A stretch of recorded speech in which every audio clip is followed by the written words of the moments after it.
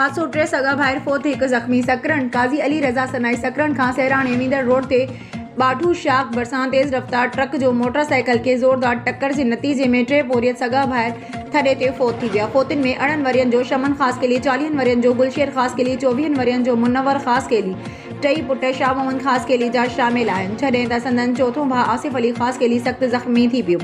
वाक़े इतला ते हमदर्द फ्री एम्बुलेंस सर्विस जी रेस्क्यू टीम इकबाल रिंची अगवाणी में हादसे वारे हंधि पहुची लाशन ऐं ज़ख़्मियुनि खे तालका अस्पताल सकरन पहुचायो, जिते ज़ख़्मी नौजवान आसिफ ख़ास केलीअ जी हालत गणती जोगी हुजण करे खेसि नवाब शाह अस्पताल नीं वियो। ॻोठाणनि चवाणी त 3 फोती ज़ख़्मी पाण में सगा भाइर आहिनि, जेके सकरन जे ॻोठ नबी बख्श ख़ास केली जा रहवासी आहिनि, जेकी सुबुह सवेर मोटरसाइकिल ते केले जी मज़दूरीअ लाइ वञी रहिया हुआ त हादसो पेश आयो। होॾां डॉक्टरनि पारां लाशनि जी ज़रूरी कागज़ी कार्रवाई बाद वारसनि हवाले कया विया, जेकी घर पहुचण ते कोहराम मची वियो आहे। पूरो ॻोठ सोगवार थी वियो आहे। ॿिए पासे ट्रक ड्राइवर मौक़े तां फ़रार थी वियो। सकरन पुलिस ट्रक खे पंहिंजी तहवील में वठी छॾियो आहे।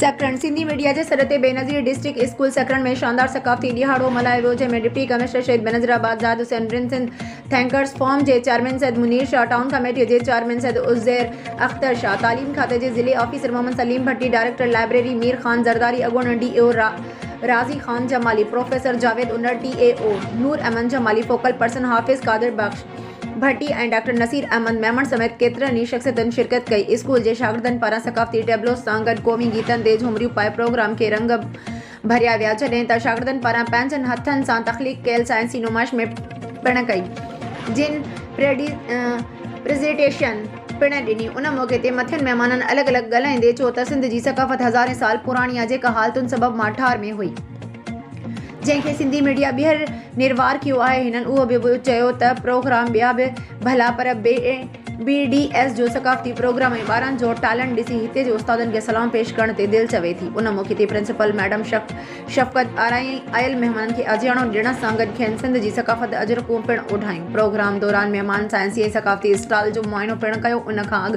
मिस महविश मेमण ऐं मिस कमल चांडियो आयल महिमाननि जो आदर भाउ कयो, जॾहिं त शागिर्दनि पारां खेनि गुलदस्ता पेश कया विया। आख़िर में सिंधी गीतनि जो होजमालो ते प्रोग्राम जी पुॼाणी कई वई।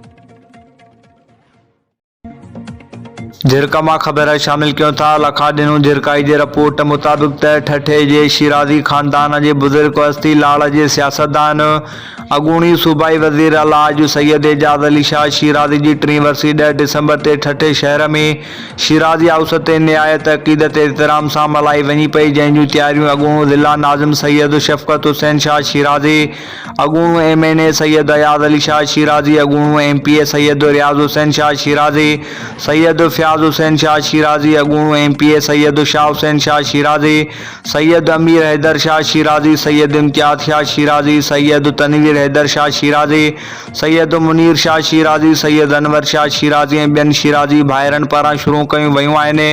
वरसी तक़रीब में क़ुरान ख़ानी बैदि सैयद एजाज़ अली शाह शिराज़ी जी ज़िंदगी ते मुक़र्ररीन रोशनी विझी खेसि संदसि कयल ख़िदमतुनि ते ख़िराज अक़ीदत पेश कंदा। वरसी तक़रीब में शिराज़ी हाउस ठठो ते अवाम जे वेहण लाइ वॾो पिंडाल जोड़ियो वेंदो, जिथे हर साल जीअं हिन साल बि सैयद एजाज़ अली शाह शिराज़ी जी कयल ख़िदमतुनि ते डॉक्यूमेंट्री पिणु पेश कई वेंदी। ठुल मां ख़बर शामिल कयूं था। फैज़ सुमरो जी रिपोर्ट मुताबिक़ त दुनिया तोड़ी मुल्क में रहंदड़ सिंधी माण्हुनि समेत ठुल में 3 डिसंबर ते सिंधी सक़ाफ़ती ॾिहाड़े ते मुख़्तलिफ़ तंज़ीमनि STP, जस्कम, SUP, क़ौमी अवामी तहरीक, सिंध अदबी संगत, फ़नकारनि ऐं जिदोजहद एक्शन कमेटी पारां धारदार रैलियूं पंहिंजे दफ़्तरनि खां सरवानो लाशारी।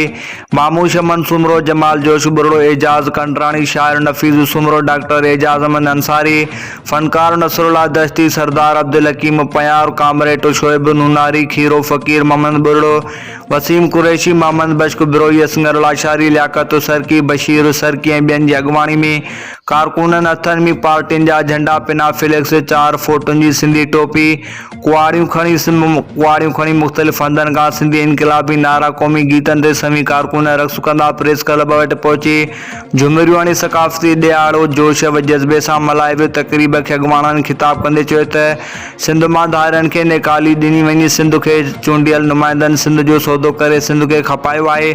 हिननि चयो त चूंडियल नुमाइंदनि अवाम जे हक़नि ते धाड़ो हणी नाणो लुटियो आहे। हिननि चयो त सिंध मथां हर ॿरंदड़ मसइलनि लाइ क़ौम परस्तनि क़ुर्बानियूं ॾिनियूं आहिनि। हिननि चयो त असां सिंध जी सकाफ़त खे हर साल ईद जियां मल्हाईंदा आहियूं। हिननि चयो त सिंध जो अवाम टोपी अजरक ऐं पटको पाए सिंध सां मुहबत जो इज़हार कयो आहे। संजूरो मां ख़बर शामिल कयूं था। हैदर बश्क चांग जी रिपोर्ट मुताबिक़ त सॼे दुनिया जियां संजूरो में बि 3 डिसंबर सकाफ़ती ॾियारो वॾे धामधूम सां मल्हायो वञे पियो। अमुन कमेटी बराए बैनल मज़हब मंगे तालका संजूरो ज़िला सांगड़ जे तरफ़ां सकाफ़ती रैली जी अॻुवाणी NPCHIHSRC जे सीनियर नायब सदर सूबा सिंध मोहम्मद सलीम शेख, चेयरमैन अब्दुल अज़ीज़ हिंगरो ज़िला सांगड़, तनवीर अहमद कादरी नायब सदर सांगड़, प्रेस सेक्रेटरी ज़िलो Sanghar server Ali Sheikh, adviser तालका संजूरो, chairman तालका reporter महरम Ali ख़ासकैली संजूरो, Rana कदीर अहमद, मुस्तफ़ा मलिक, रहनुमा अली शेर पमरो, राणा असगर अहमद, हैदर बश्क चांग। ही सिंध धरती बुज़ुर्गनि ओलियान जी धरती आहे। हिन सकाफ़ती ॾियारे खे असीं ईद जियां मल्हाए रहिया आहियूं। असांजो गॾु थियणु एकेताद जो सबूत आहे। असां सभु हिकु सिंधी आहियूं। ज़ात पात जो को बि फ़र्क़ु न आहे। आख़िर में सिंध लाइ दुआ घुरी वई। जीए सिंध जीए पाकिस्तान जा नारा लॻाया विया। खबर शामिल करियूं था झंडो मरी मानोकाफ मरी जी हिन रिपोर्ट में। सिंध एजुकेशन फाउंडेशन जे सहकार सां हलंदड़ हाजी जाफर एलिमेंट्री स्कूल में तारीख़ी मार्ग बचायो जे उन्वान सां सिंधी सकाफ़ती प्रोग्राम थी गुज़रियो। प्रोग्राम में शागिर्दनि ऐं शागिर्दनि क़ौमी लिबास पाए, कुल्हनि में अजरकूं ऐं टोपियूं पाए प्रोग्राम में वधीक रंगीन करे छॾियो। प्रोग्राम में हर तरफ़ सकाफ़ती रंग नज़र आया। प्रोग्राम जी शुरूआत तिलावत कलाम पाक सां कई वई। तंहिंखां पोइ स्कूल जे शागिर्दनि ऐं शागिर्दियाणियुनि हमद ऐं नात पेश कयूं। तंहिंखां पोइ तकरीरूं पेश कयूं, जंहिंमें सिंधी तकरीरूं, उर्दू तकरीरूं ऐं इंग्लिश तकरीरूं करे सिंध खे भेटा पेश कई। उस्तादनि बि सिंधी सकाफ़त ते मुखातिब थींदे चयो त सिंध जी तहज़ीब हज़ारे साल पुराणी आहे। सिंध असल खां वठी हर हुनरमंद खुशहाल रही आहे। अॼु जा शागिर्द मुस्तक़बिल जा उस्ताद, इंजीनियर ऐं डॉक्टर आहिनि। सिंध जी सकाफ़त सां प्यार करणु हर सिंधीअ ते फ़र्ज़ु आहे। असांखे पाण में ॿधी एके सां रहणु खपे। पंहिंजा ज़ाती इख़्तिलाफ़ विसारे सिंध जी खुशहाली लाइ महिनत कयूं।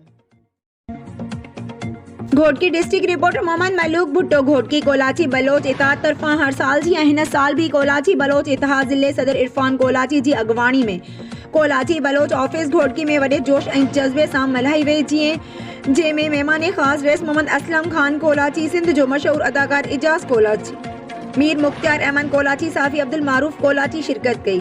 उन मौक़े ते अॻुवाणनि ख़िताब कंदे चयो, असां सिंध धरतीअ जा वारिस आहियूं। असांखे फ़ख़्रु आहे, असां सिंधी आहियूं। सिंध धरती हमेशह प्यार मोहब्बत ॾींदड़ जवान पैदा किया आहिनि ऐं इंशाअल्लाह हर साल कोलाची बलोच इत्तेहाद तरफ़ां सकाफ़ती प्रोग्राम मल्हायो वेंदो।